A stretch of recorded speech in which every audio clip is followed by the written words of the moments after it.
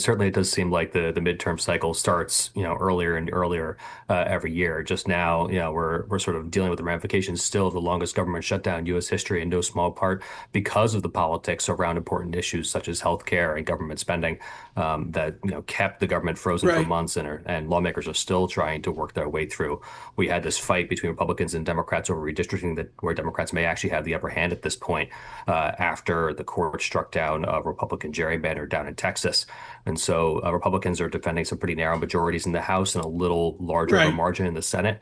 And that's the political reality here for people like Speaker Mike Johnson and Senate Leader John Thune. The gentlelady from Georgia exits. Are the Republicans preparing to be a minority?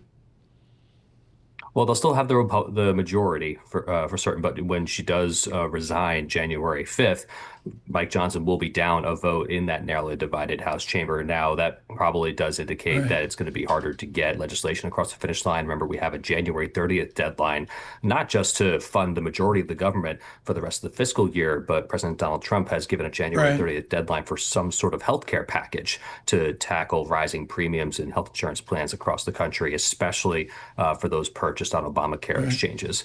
And so it's certainly going to be more difficult for Johnson to get through those next couple of weeks until a special election can be held, but not something that they haven't dealt with before. Let me ask you beneath the headline data. That's what we say, Zach, about fancy economic data. Beneath the narratives of your Washington, what's the story that you find most curious, most interesting about Republican Democrat politics? I have been particularly curious at this point. The Republicans back in July passed this massive tax and spending bill. The one big beautiful bill they called at the time, the Working Families Tax Cut, as it's been rebranded now. But now, after this shutdown, there's real questions about just how much Republicans can implement everything that was in that law. None of that happens overnight, and you've got a Treasury Department and an IRS that we've been following in Bloomberg Tax that has been decimated by layoffs. People who were furloughed for a month are now trying to catch up on a backlog of work there. We saw some sort of initial guidance on some of Trump's big priorities, such as income tax exemptions for tipped income, overtime wages. But there's a lot of key questions that they still have to work out. And so one of the key questions I think I have over the next couple of months is just how much will voters feel the impact of these changes to the tax law that Republicans voted for and Democrats will obviously be campaigning against. Zach, in New Jersey and in Virginia, we had some pretty strong wins by Democrats. Does that change kind of, I guess, well, since that, President Trump and the administration has pivoted towards affordability as a key topic. How does that play out maybe in some tax legislation going forward?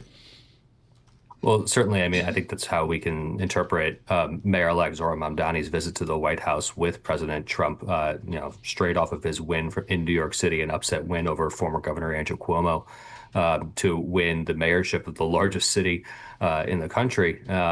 And clearly, it has been shown to Trump that he has to tackle the affordability crisis. I think he campaigned on tackling inflation. There's been some indications that has slowed significantly, certainly than during the Biden administration, but people are still feeling the pinch. And so there's been some reporting that the White House is going to come out with some sort of proposal this week to tackle healthcare affordability.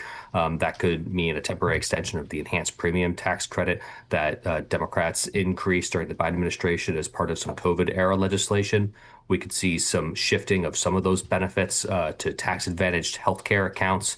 That's something that's been pushed by Senator Rick Scott, the erstwhile candidate for leader in the Senate, and somebody who's been deputized by Senator Thune to sort of come up with some potential solutions to the standoff between Democrats and Republicans over the future of those healthcare tax credits.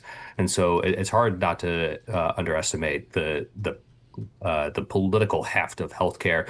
All these years after Obamacare sort of swept Democrats out of power in 2010 and then Right. gave them back the House in 2018, it's an issue that continues to be top of voters' minds.